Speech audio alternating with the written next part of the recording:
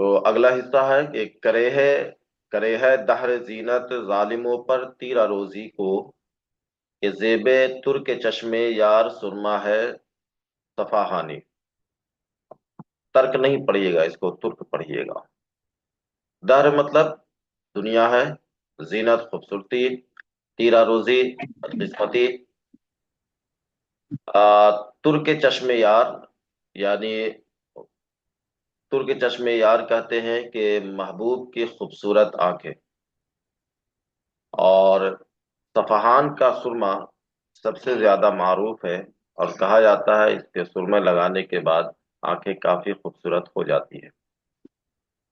اب یہاں پہ سودا صاحب کہہ رہے ہیں کہ کرے ہے دہر، یعنی دنیا میں کرتا ہے کیا ہے، زینت ظالموں پر تیرا روزی کا، یعنی ظالموں کی بدبختی، تیرا روزی مطلب بدبختی، اس دنیا پر اس کے لیے کیا ہے، خوبصورتی ہے۔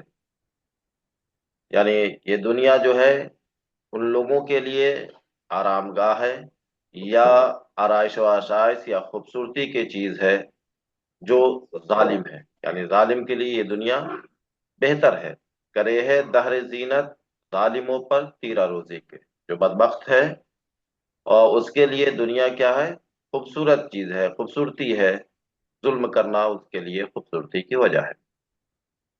ترک یہ دے رہا ہے کہ زیب ترک چشمے یار، جس طریقے سے محبوب جو ہے، یعنی ترک یار وہ محبوب جن کی آنکھیں پہلے ہی خوبصورت ہے، کہ زیب ترک چشمے یار یعنی وہ خوبصورت آنکھوں والے جو محبوب ہے، اس کے جب زیب کرتا ہے، جب پہنتا ہے یا لگاتا ہے اصفہان کا سرما، یعنی جب ایک تو محبوب کی قاتل نگاہیں ہیں، ترک چشم یار ویسی آنکھ جو قاتل آنکھیں ہیں جس کو فدا کرتے ہیں، تو وہ اس آنکھوں میں اوپر سے اگر اصفہان کا سرما لگاتے ہیں تو اور بھی اس کی آنکھیں قاتل ہو جاتی ہے، اور محبوب اس میں گرفتار ہوتا چلا جاتا ہے۔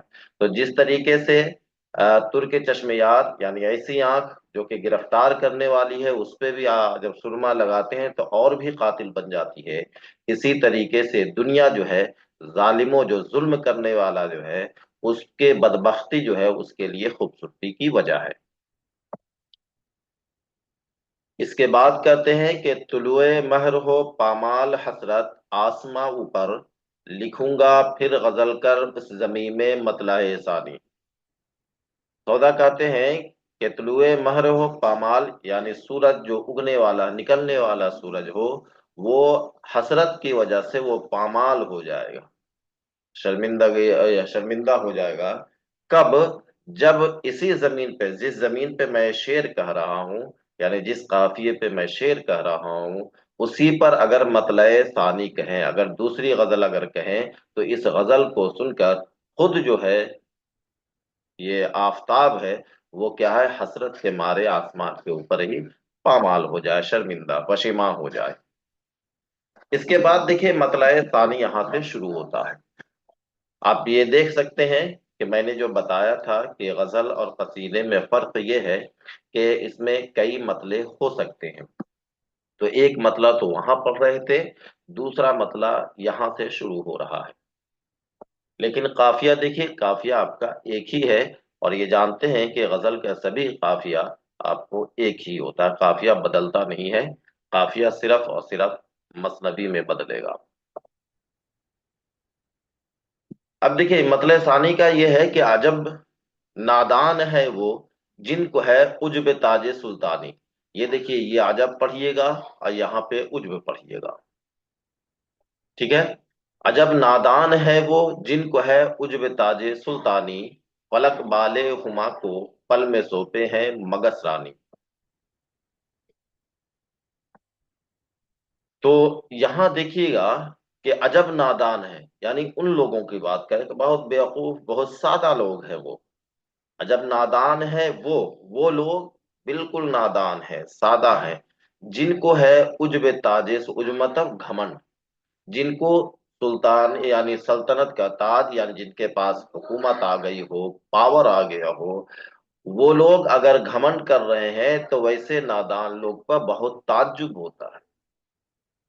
अजब नादान, बिल्कुल जो है सादा इंसान है कि क्यों वो है किसी के पास ताकत या किसी के पास इल्म या किसी के पास हुनर आने के बाद वो क्या है, घमंड करने लगते हैं, तकब्बुर करने लगते हैं।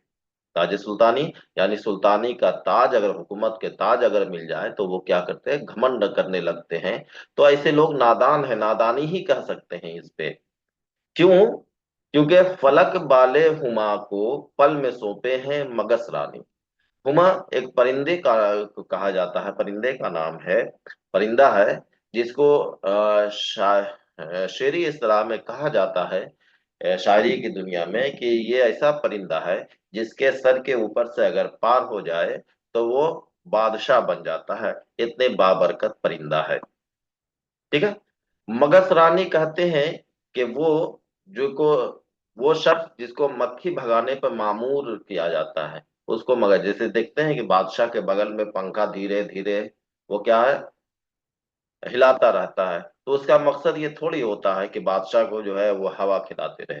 वो उसका मकसद ये है कि मक्खी वगैरह ये है वो सब हटाता रहे वो। उसको मगस रानी।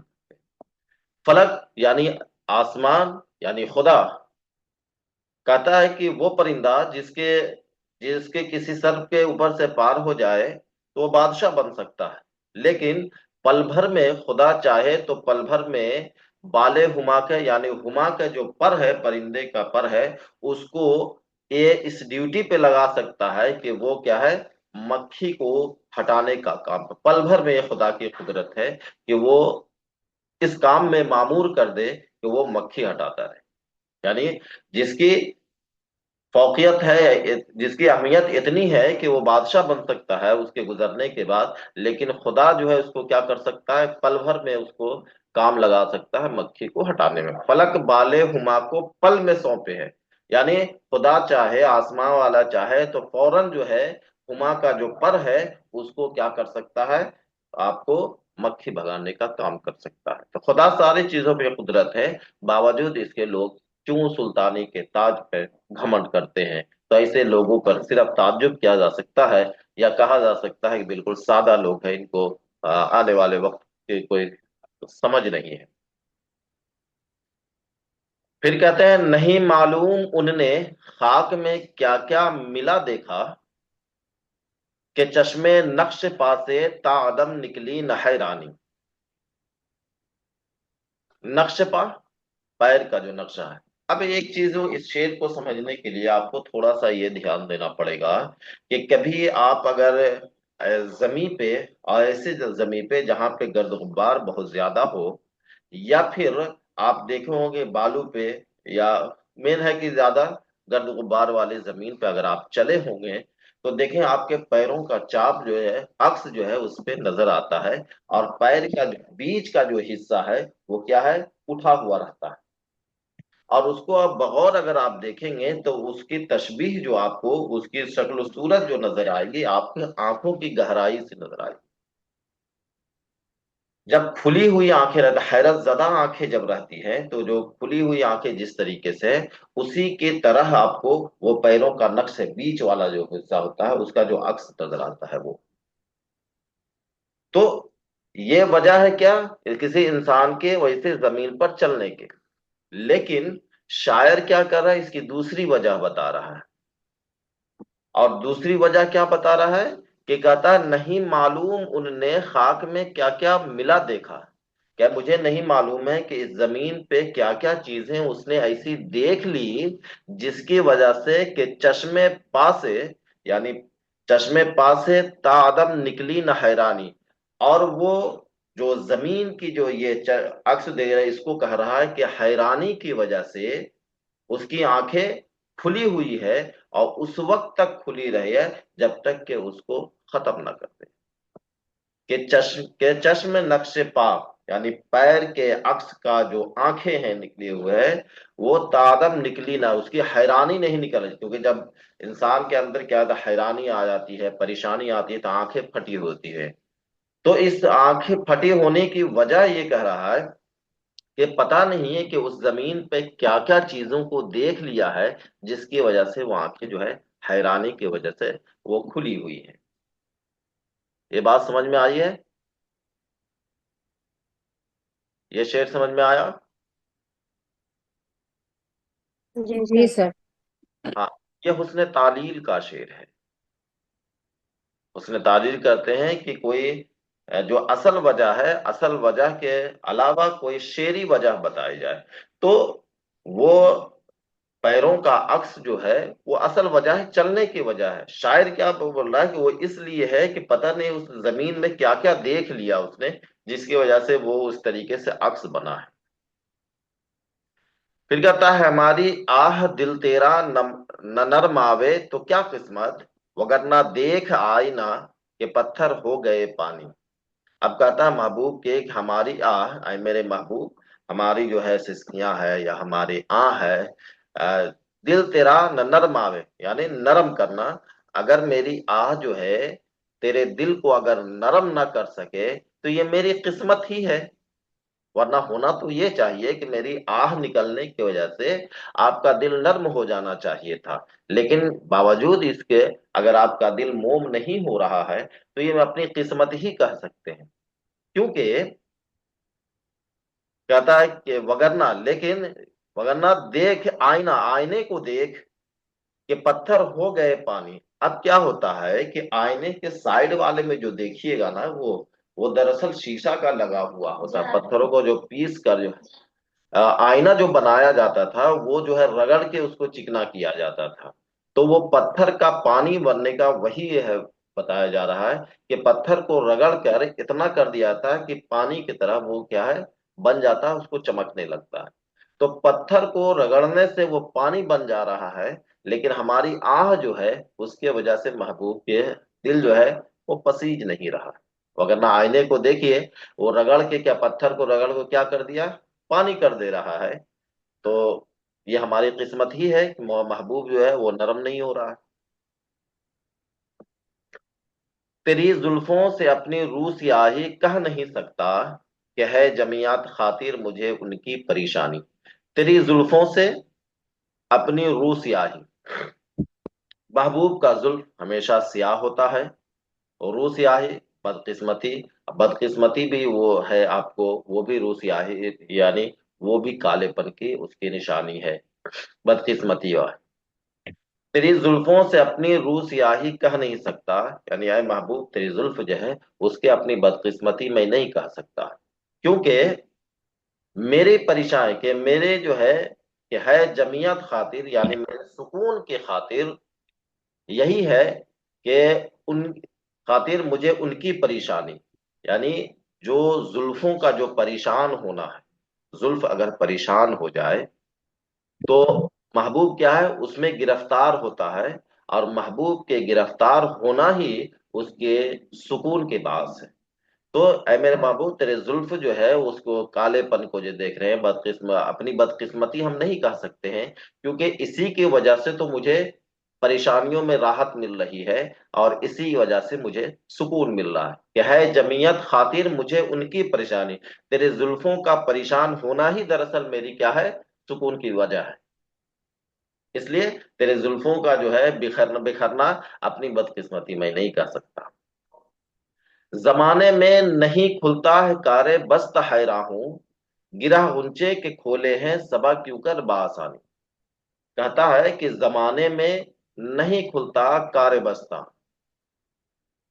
यानी जब जमाने को देखते हैं तो कोई जो है उलझा हुआ काम, कार्य बस्ता बिल्कुल उलझा हुआ काम जो है वो जल्दी नहीं सुलझता है। इस बात से मैं हैरान हूं।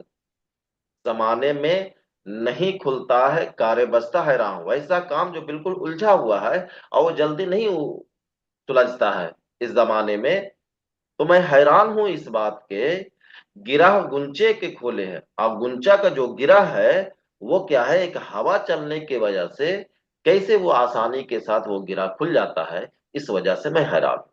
क्योंकि जानते हैं गुंचा जो है वो जब हवा, जब तेज हवा, सबा का मतलब क्या है, सुबह की हवा, वो जब चलती है तो क्या होता है, गुंचा जो है वो खिल उठता है, और जिसकी वजह से क्या है गिरह का खुलना, यानी उसका कली का फूल बन जाना।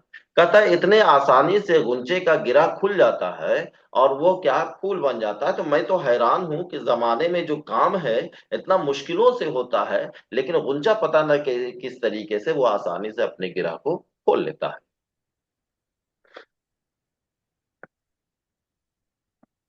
फिर कहते हैं जुनू के हाथ से सरता कदम काहीदा इतना, इतना काहीदा मतलब छोटा घटा हुआ, कि आजादी दए जंजीर के करते हैं मिजगानी।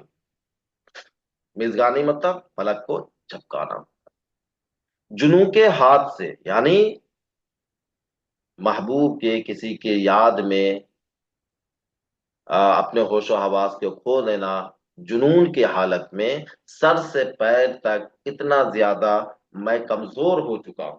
काहिदा मतलब कमजोर हो जाना, यानी महबूब की याद में इस तरीके से जुनून की कैफियत है कि सर से पैर तक बिल्कुल जो है कमजोर हो चुका हूं। किस टाइप का, कि आजाद दीद है जंजीर के, कि जो तमाम जो आजा है वो दीद जंजीर के करते हैं मिजगानी। जिस तरीके से जंजीर इस तरीके से रहता है, और उस जंजीर के यानी आंखों की जो पुतलियां हैं उससे जो है तमाम आधे बआसानी से पार हो सकते हैं, आ जा सकते हैं। इतना ज्यादा मैं कमजोर लागर हो चुका हूँ।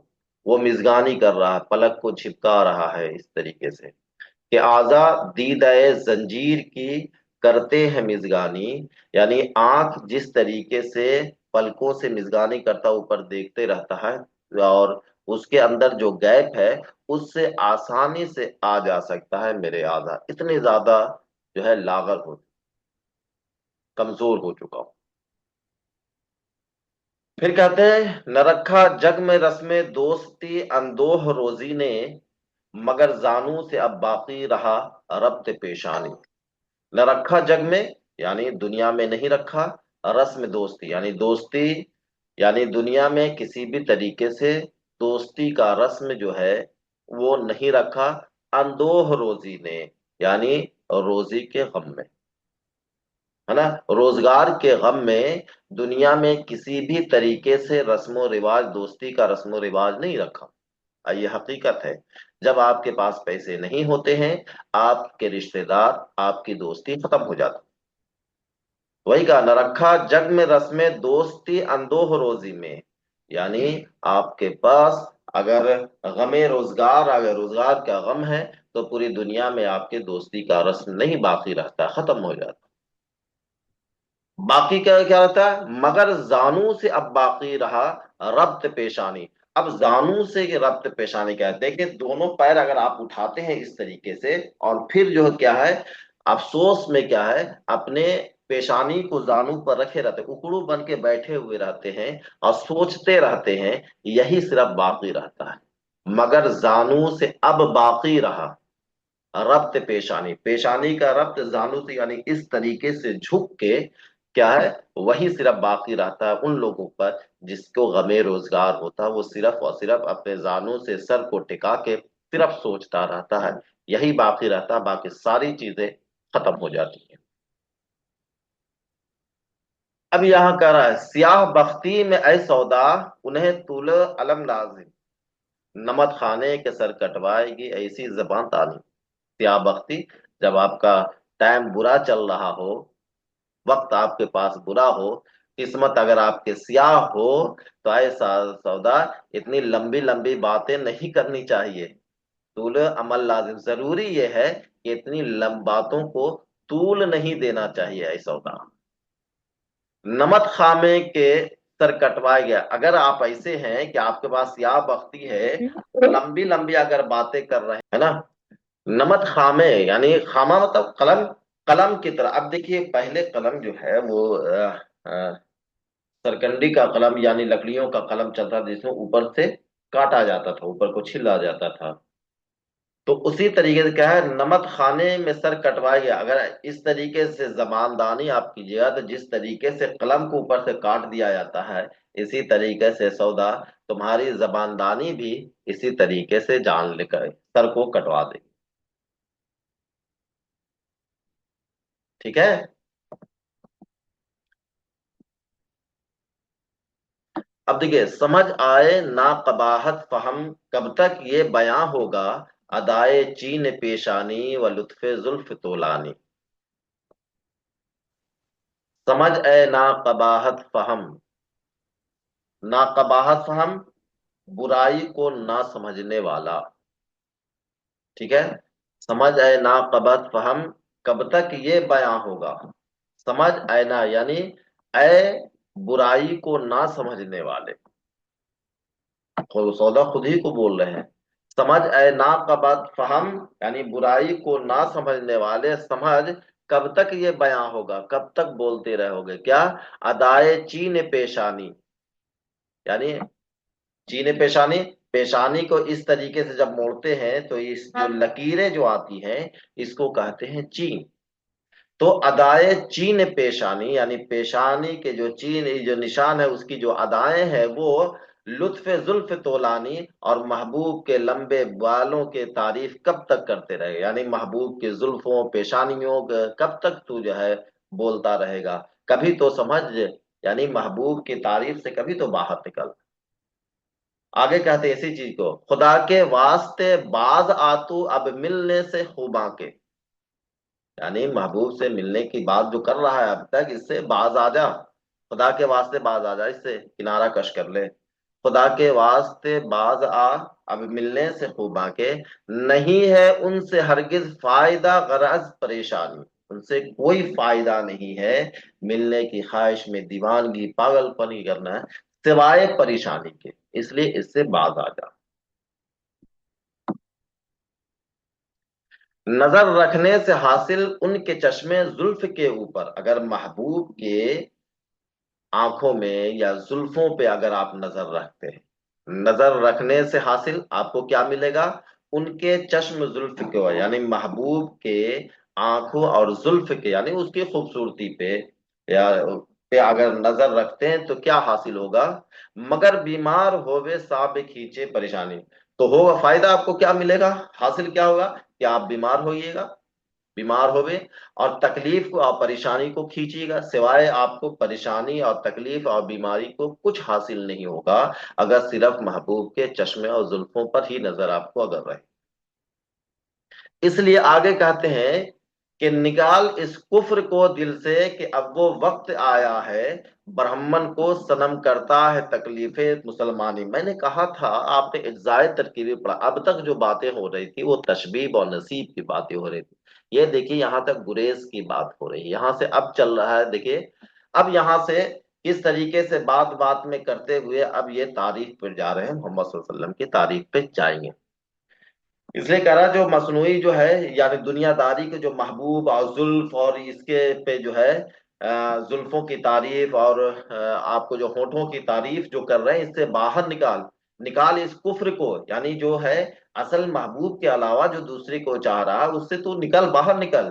کیونکہ اب وہ وقت آیا ہے کہ برہمن کو صنم کرتا ہے تکلیف مسلمانی، کیونکہ اب وہ وقت آ رہا ہے کہ جو پرستش جو کرنے والا ہے، بتوں کو جو پرستش کرنے والا ہے، وہ بھی اب کیا ہے مسلمان ہونے جا رہا ہے، یعنی اقرار کرنے جا رہا ہے.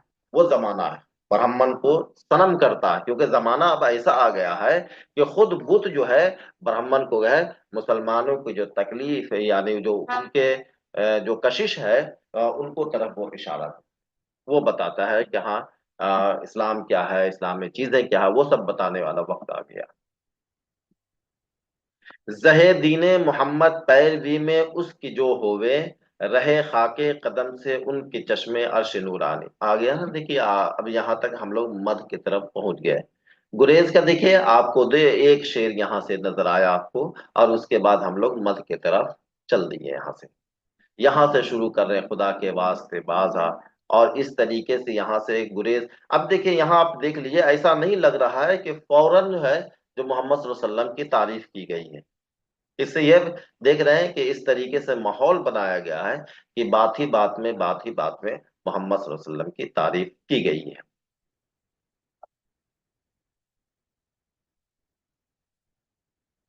ٹھیک ہے.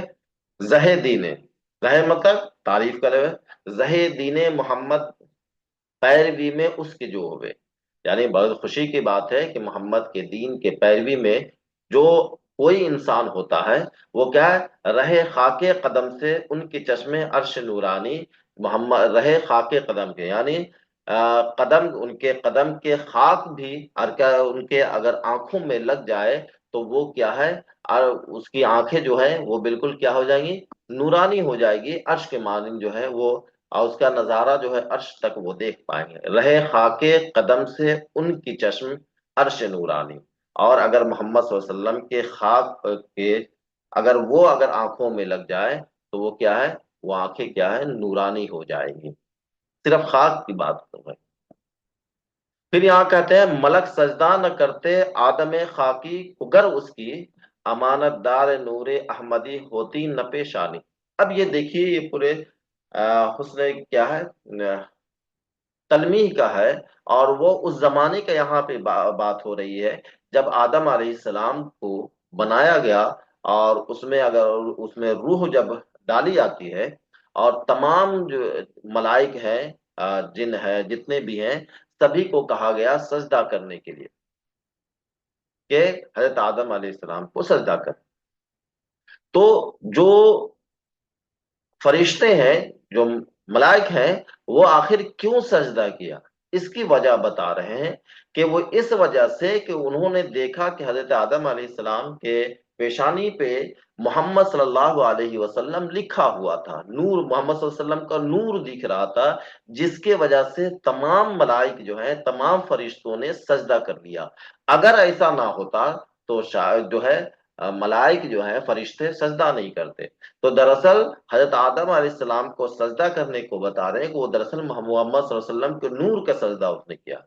ملک سجدہ نہ کرتے آدم خاکی کو گر اس کی، یعنی ملک یعنی فرشتے سجدہ نہ کرتے آدم خاکی، آدم علیہ السلام کے مٹی کو سجدہ نہ کرتے، گر اس کی، اگر اس کے امانت دار نوری احمدی ہوتی نہ پیشانی، ان کے پیشانی پہ محمد صلی اللہ علیہ وسلم کے نور کے جو ہے اگر امانت یعنی نور اگر نہیں ہوتا ان کے پاس تو کوئی بھی ملائک اس پہ سجدہ نہ کرتے۔ یہ دیکھیں مبالغہ، اسی کو آدم و حوا کی خلقت سے کیا پیدا، مراد الفاظ سے مانی ہے تا آیات قرآنی۔ یہ ہم لوگ اچھے طریقے سے جانتے ہیں کہ اس دنیا یا آسمان یا جتنی چیزیں ہیں وہ سب کا سب پیدا کرنے کا واحد مقصد یہ تھا کہ محمد صلی اللہ علیہ وسلم کو پیدا بنایا گیا تھا، یعنی محمد صلی اللہ علیہ وسلم کے لیے ہی جو ہے پوری دنیا کی تخلیق کی گئی ہے۔ اگر ان کو تخلیق نہ کی جاتی تو شاید کہ پوری دنیا، شاید کیا پوری دنیا نہیں بنتی۔ وہی کہتا اسی کو آدم و حوا کی خلقت سے پیدا کیا، یعنی انہی کی وجہ سے آدم کو پیدا کیا گیا، حوا کو پیدا کیا۔ اگر تو اس کا کیا ہے، مراد الفاظ سے معنی ہے، یعنی مراد اگر کوئی الفاظ ہے تو اس سے مراد کیا ہے، اس کے اندر معنی سے ہے۔ تو آدم علیہ السلام کو پیدا کرنا یہ ایک طرح سے لفظ ہے، معنی دراصل یہ ہے کہ اصل وہ ہے کہ محمد صلی اللہ علیہ وسلم کو یہاں بھیجنا تھا، محمد صلی اللہ علیہ وسلم کو بنانا تھا۔ مراد الفاظ سے معنی ہے تا آیات قرآنی، جیسے قرآن میں ہم دیکھتے ہیں کہ لفظ تو ہے لیکن اس کے معنی ہے یا اس کے جو مطلب جو بنایا جاتا ہے وہ کیا ہے، اللہ تبارک و تعالیٰ کا بنایا ہوا۔ لفظ سے لفظی نہیں کرتے بلکہ اس کے معنی کی طرف جاتے ہیں، اور معنی دراصل کیا ہے، محمد اللہ تبارک و تعالیٰ کے کیا فرمان ہے۔ تو ہم لوگ الفاظ کو لے کے نہیں چلتے ہیں، معنی کو لے کے چلتے ہیں۔ تو آدم علیہ السلام کو جو بنانا تھا لیکن دراصل کیا تھا، وہ محمد صلی اللہ علیہ وسلم کو پیدا کرنا بنانا تھا۔ بات سمجھ میں آ رہی ہے؟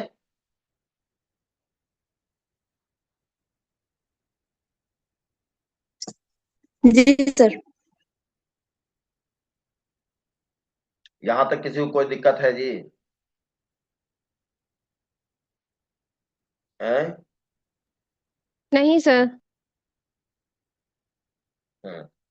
دیکھیے آگے پھر کیا ہے، خیال خلق اس کا گر شفیع کاف راں ہوئے، رکھے بخشش کے سر منت یہودی اور نصرانی۔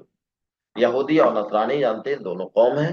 خیال خلق، اگر صرف ان کے پیدا کرنے کا صرف خیال اگر آ جائے کافروں کو، اگر صرف اس بات کا خیال آ جائے کہ کیوں پیدا کیا گیا ہے، تو اس کے لیے کیا ہے، نجات کا ذریعہ کن لوگوں کو ہو جائے گا؟ رکھی بخشش ہے یہودی اور نصاری، جو کہ کہا جاتا ہے اسلام کا سب سے بڑا دشمن ہے۔ لیکن اگر اس کو صرف یہ خیال آ جائے کہ اس کے بخشش کے لیے پیدا کیا گیا ہے، تو سارے کافروں کو بخش دی جائے گی۔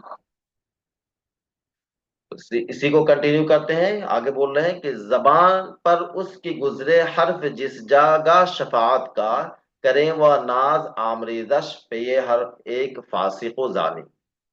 اگر اس کے زبان پر اس کے گزرے حرف جس جگہ شفاعت کا، اگر اس کے بخشش کا، صرف اس کے زبان پر یہ بات آ جائے، محمد صلی اللہ علیہ وسلم کی بات اگر آ جائے اس کے زبان پر، تو اس کی برکت سے یہ ہوتا ہے کہ آمریزہ یعنی جتنے بھی جو ہے ایسے لوگ ہیں جو کہ ظالم ہے، جابر ہے، فاسق ہے اور زانی ہے، ان سارے لوگ کو بخشش ہو جائے، صرف محمد صلی اللہ علیہ وسلم کا نام اگر اس کے زبان پہ آ جائے۔ اب دیکھیے یہاں سے اب محمد صلی اللہ علیہ وسلم کے بارے میں بول رہے ہیں کہ رکھا جب سے قدم مسند پر آ ان نے شریعت کی، یعنی محمد صلی اللہ علیہ وسلم جب سے اپنے شریعت کے مسند پر قدم رکھتے ہیں۔ شریعت کا مطلب کیا ہے؟ وہ آپ کا رہن سہن، اس کے اصول قانون، کرے ہے موج بحر معتدل تب سے یہ طغیانی، اور تب سے سمندر کی جو موجیں ہیں وہ بھی اعتدال پہ ہیں، ایسا نہیں ہے کہ بہت زیادہ ادھر ادھر بھاگ رہا ہے، اور اس کے طغیانی جو ہے وہ بھی آپ کو اعتدال سے چل رہا ہے، ایسا نہیں ہے کہ کہیں اور کہیں کسی کو ڈبو دے رہا ہے، کسی کو بہا کے لے کے چل رہا ہے، نہیں۔ جب سے محمد صلی اللہ علیہ وسلم ہے، سب جو ہے موجے جو ہے وہ سب کے سب اپنے اعتدال پہ، معتدل کیا ہے؟ یعنی اپنے اعتدال پہ، جس چیز کے لیے بنایا گیا ہے اس پہ ہے وہ۔ کہتا اگر نقصان پر خس کے، خس مطلب آپ کو یہ گھاس، اگر نقصان پر خس کی شرر کا ٹک ارادہ، اگر کبھی ایسا چنگاری کو اگر ارادہ بھی ہو گیا کہ گھاس کو جلا ڈالے، اگر نقصان پر خس کے شرر کا ٹک ارادہ، ذرا سا بھی اگر ارادہ ہو جائے چنگاری کو کہ گھاس کو جلا دے، کرے کو آگ کے دوہیں کرے غر کے آن کر پانی۔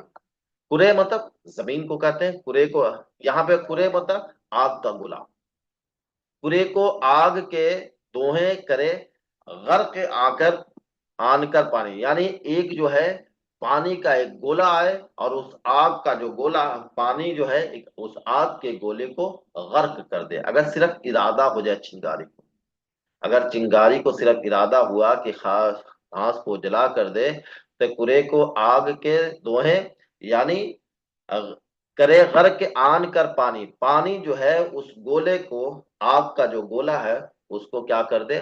غرق کر دے، اگر صرف ارادہ ہو جائے تو، کیونکہ اس زمانہ کس کا چل رہا ہے؟ محمد صلی اللہ علیہ وسلم کا زمانہ چل رہا ہے۔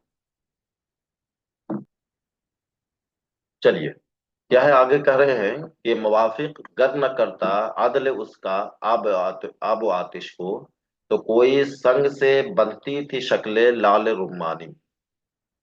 موافق یعنی اس کے مطابق، دوستی اس کے معنی میں آپ کو دوستی انصاف کے معنی میں یہاں پہ ہے، ٹھیک ہے؟ عدل کا مطلب انصاف کا بھی ہے، اور موافق ایک دوسرے میں۔ سنگ مطلب پتھر، لال رمانی آپ کو انار کے دانے کے جیسا آپ کا ہوتا ہے، سرخ قیمتی پتھر ہوتا ہے جو انار کے دانے کی طرح ہوتا ہے، لال رمانی کہتے ہیں انار کے دانے کے مانند پتھر ہوتا ہے، ٹھیک ہے؟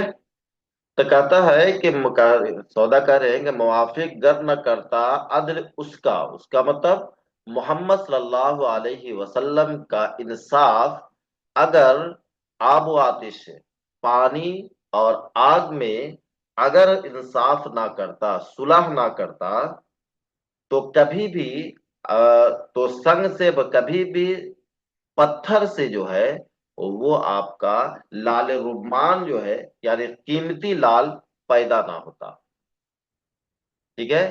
قیمتی پتھر کا نکلنا وہ کیا ہے؟ اس کا مطلب یہ ہے کہ وہ جو ہے محمد صلی اللہ علیہ وسلم کے انصاف کا ہی بدولت ہے کہ آپ اور پانی میں اس طریقے سے موافقت پیدا کر دی ہے کہ ایک پتھر سے جو ہے वो कीमती पत्थर लाल रुमान निकल रहा है। समझे? यानी पत्थर के अंदर एक कीमती पत्थर होने का मतलब ही ये है कि आप जो है आप सल्लल्लाहु अलैहि वसल्लम के आग और पानी में इंसाफ। यानी कदीम अगर फलसफे के यानी पुराने जो है कदीम फलसफे का ये है कि लाल की जो पैदाइश होती है वो हरारत की वजह से, तेजी की वजह से, और उसमें जो रुतूबत होता है, जो पानी होती है, उसके वजह से लाल जो है वो पैदा होता है। ये फलसफा है। फिर कहते हैं ये क्या इंसाफ है यारब के तीरों वहश तक जग में इस अमनो आयश से अपनी अपनी बसर औकात ले जाने। मोहम्मद सल्लल्लाहु अलैहि वसल्लम के इंसाफ के बारे में बता रहे हैं कि ये क्या इंसाफ है यारब, ये कैसा इंसाफ है कि वहशर यानी दरिंदा, तेर मतलब क्या है, दरिंदा, और उसके बाद क्या है, परिंदे, सब इस दुनिया में। ये क्या इंसाफ है यारा कि तीरों वहश यानी दरिंदे और परिंदे, परिंदे और दरिंदे जग में इस अमन व आयश से यानी पूरा पुरसुकून से, यानी जंगली जानवर और परिंदे जो है इस कदर अपने जिंदगी को पुरसुकून तरीके से बसर औकात कर रहे, बसर कर रहे।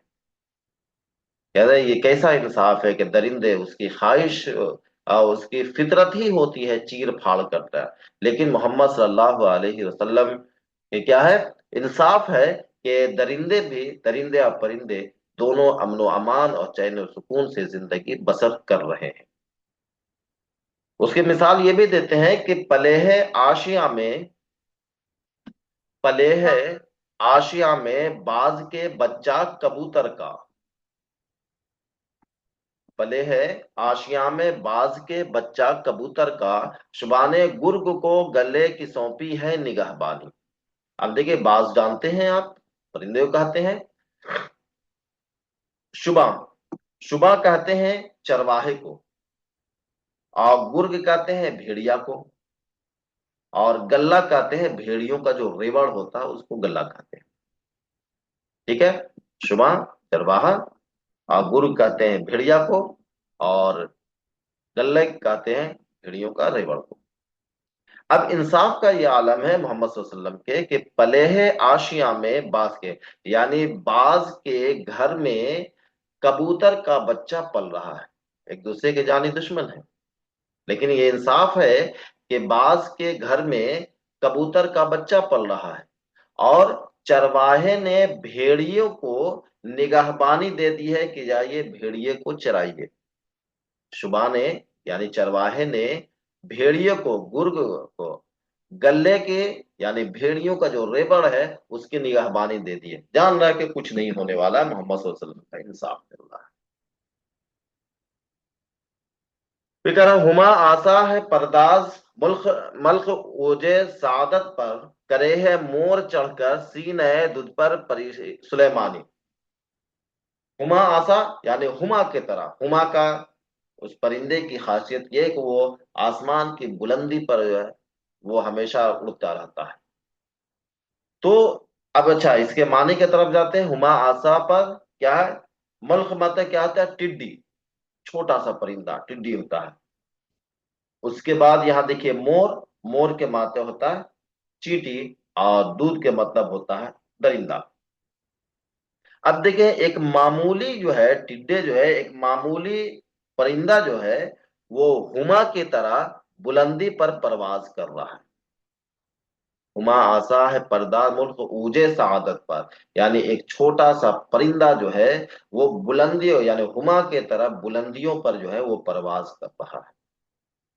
दूसरी तरह करे है मोर चढ़कर सीने दुध पर सुलेमानी, यानी सुलेमान अलैहिस्सलाम की तरह हुकूमत कौन कर रहा है, एक चींटी जो है वो दरिंदे के सीने पर बैठा हुआ है, और ऐसा लग रहा है कि वो हुकूमत कर रहा है, और वो किसी तरीके से उसके डर और भय नहीं है। ठीक है, उसके बाद क्या, खुले है गुंचय गुलबाग में खातिर से बुलबुल की, जो अब औराके जमीयत को होती है परेशानी। अब देखिए मैंने एक बताया था इससे पहले, इससे पहले मैंने ये, अरे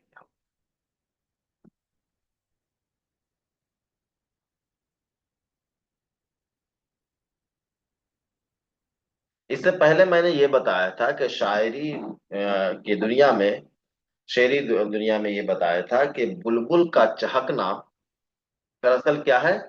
وہ آپ کا رونے کی علامت ہے، غم کی علامت ہے، کیونکہ بس یا آپ کو پھولوں کی موسم میں یا غنچے کو کھلنے کے بعد موسم بہار میں جو چڑیوں کا چہچہانا ہے، دراصل خوشیوں کی علامت نہیں، وہ آنے والے غم کی علامت ہے، اور پھولوں کا کھل جانا مطلب ہے اس کی موت کی علامت یہ ہے۔ لیکن یہاں اس سے مختلف ہے، یہاں کیا کہا جا رہا ہے کہ غنچہ خود جو ہے خوشی کے مارے جو ہے وہ کھل جا رہا ہے، کیونکہ انصاف کا دور ہے، محمد صلی اللہ علیہ وسلم کا زمانہ ہے۔ کھلے ہیں غنچے گلباغ میں خاطر سے بلبل کے، بلبل کے لیے غنچہ جو ہے وہ باغ میں کھل رہا ہے، اور یہ اس کے لیے پریشانی کی وجہ نہیں ہے، پریشانی کی وجہ سے وہ نہیں کھل رہا ہے، بلکہ اوراق جمعیت کو ہوتی ہے پریشانی، یعنی انصاف سکون کے لیے، سکون کے لیے یہ پریشانی اس کو اچھا لگتا ہے۔ ٹھیک ہے، یعنی پہلے کھلنا اس کو پریشانی لگتی تھی، لیکن اب کھلنا اس کے لیے سکون کی وجہ ہے۔ جہاں انصاف سے ہرگاہ اب معمور ہے اتنا، تو اس کے آگے ہوگی عدل کی کیا کچھ فراوانی۔ کہتا ہے جہاں انصاف سے ہر جگہ معمور، ہر جگہ انصاف ہی انصاف ہے، یعنی محمد صلی اللہ علیہ وسلم کے زمانے میں ہر جگہ جو ہے انصاف سے جو بالکل لبالب بھرا ہوا ہے، تو سوچ سکتے ہیں تو اس کے آگے ہوگی عدل کی کیا کچھ فراوانی۔ اگر اس کے بعد اگر دیکھے اللہ تبارک و تعالیٰ کے انصاف اگر دیکھے تو اس میں کیا فراوانی ہوگی، تو محمد صلی اللہ علیہ وسلم کا دیکھ رہے ہیں یہاں، لیکن ان کا مقام وہاں یعنی خدا کے پاس کیا مقام ہوگا۔ ٹھیک ہے،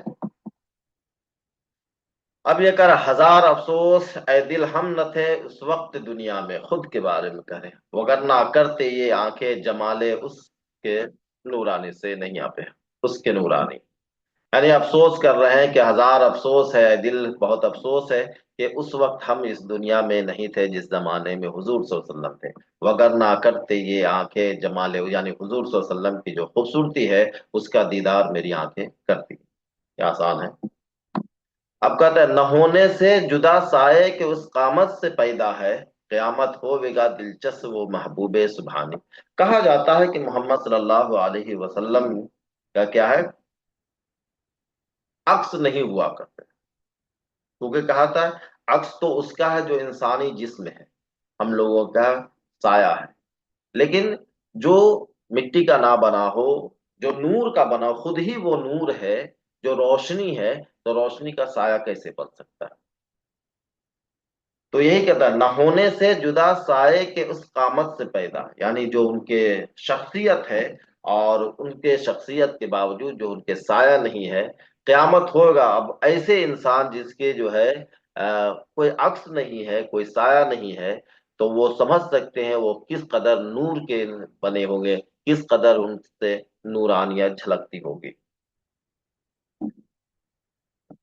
ٹھیک ہے، جسے یہ صورت و سیرت کرامت حق نے کی ہوئے، بجا ہے کہیے ایسے کو اگر اب یوسف ثانی۔ تھوڑا گھبرائیے گا نہیں، یہاں پہ دیکھیں ٹیکنیکل چیزیں کتنا خوبصورت ہے۔ کہتا ہے کہ جسے یہ صورت و سیرت کرامت حق نے کی ہے، جس کو اللہ تبارک و تعالیٰ نے ایسی صورت اور سیرت سے نوازا ہو، جو اوپر ذکر ہو گیا ہے، بجا ہے کہیے اگر اس طریقے سے کہتے ہیں تو بہتر ہوگا، ایسے کو، ایسے انسان جس کو اتنی زیادہ خوبصورت اور سیرت سے نوازا ہو، اس کو اب یوسف ثانی اگر کہے تو غلط نہ ہوگا، یعنی خوبصورتی میں یوسف علیہ السلام کے بعد اگر کہیں کہ یوسف ثانی ہو تو غلط نہ ہوگا۔ فوراً اس کو جو ہے رجوع کر رہے ہیں، اور دیکھیے رجوع کا شعر کیا ہے، معاذ اللہ، اللہ معاف کرے، کیونکہ ایسا تو ہے نہیں کہ یوسف ثانی ہے تو ان کی خوبصورتی یوسف علیہ السلام سے زیادہ ہے، تو فوراً یہاں رجوع کر رہے ہیں، معاذ اللہ یہ کیا لفظ بے موقع ہوا سرزد، اور کہہ رہے ہیں کہ یہ کیا میں نے کہہ دیا جو اس کو پھر کہوں تو ہو میں مردود مسلمانی، اگر پھر ہم اسی بات کو اگر تکرار کر لیں تو ہم کہا اسلام سے خارج ہو جائے گا، مردود مسلمان سے ہمیں دور کر دیا، خارج کر دیا جائے گا۔ دیکھیے کتنا خوبصورت جو ہے یہاں سے رجوع کر رہے ہیں یہاں. اب خود کو کدھر اب فہم ناقص لے گیا مجھ کو نہ یہ سمجھا کہ وہ مہر الوہت ہے یہ ہے ماہ کنعانی. یہاں پہ دیکھیے رجوع کر رہے ہیں. ٹھیک ہے. مہر الوہیت یعنی اللہ کے نشاندہی کرنے والا سورج.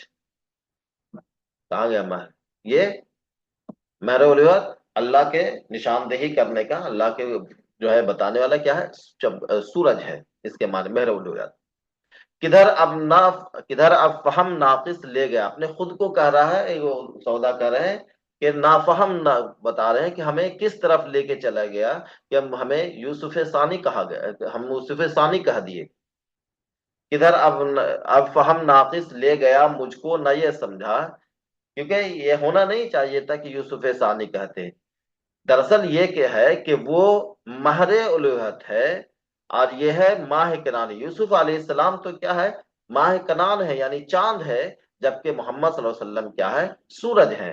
اور سورج یا چاند جو ہے ہمیشہ سورج کی روشنی کو ہی لے کے چلتا ہے. اب یہاں کہہ رہے ہیں کہ جو صورت اس کی ہے لاریب وہ ہے صورت عزت، جو مانے اس میں ہے بے شک وہ ہے مان ربانی. صورت عزت اللہ کی شان کا عکس ہے. اب یہ کہہ رہے تھے کہ آپ صلی اللہ علیہ وسلم کے ظاہری صورت میں اللہ کی تخلیقات ہے، جو صورت اس کی ہے لاریب وہ ہے صورت عزت، یعنی جو محمد صلی اللہ علیہ وسلم کی صورت ہے دراصل کو ہے وہ اللہ کے تجلیات ہے، اللہ کا عکس ہے وہاں پہ محمد صلی اللہ علیہ وسلم کے. یہ اور خود محمد صلی اللہ علیہ وسلم کا جو ہے وجود جو ہے وہ دراصل کیا ہے؟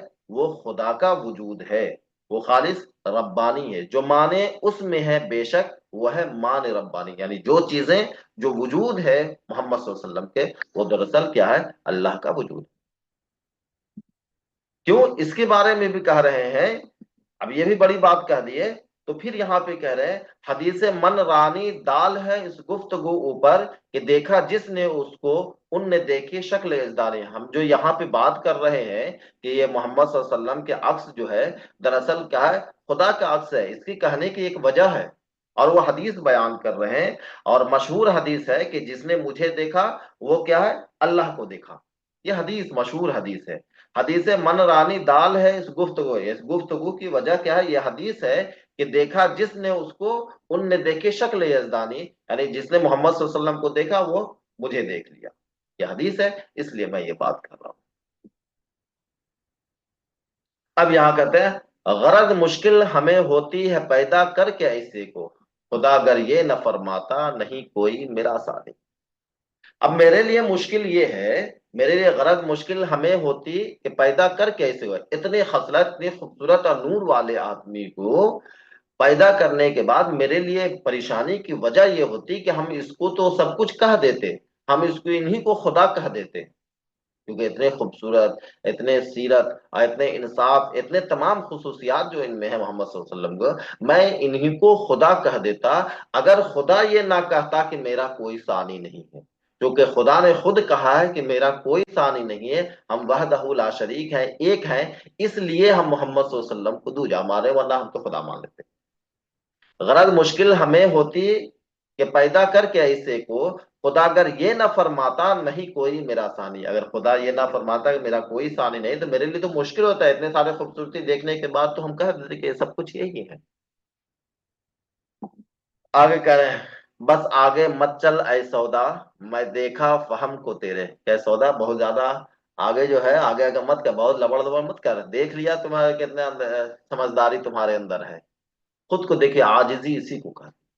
بس آگے مت چل اے سودا میں دیکھا فہم کو تیرے کہ استغفار اس منہ سے اب ویسے کس ناخانی. کہ پڑھ استغفار کہا الٹی سیدھی باتیں کر رہا ہے، کبھی خدا سے ملا دے رہا ہے، کبھی کچھ کر رہا ہے.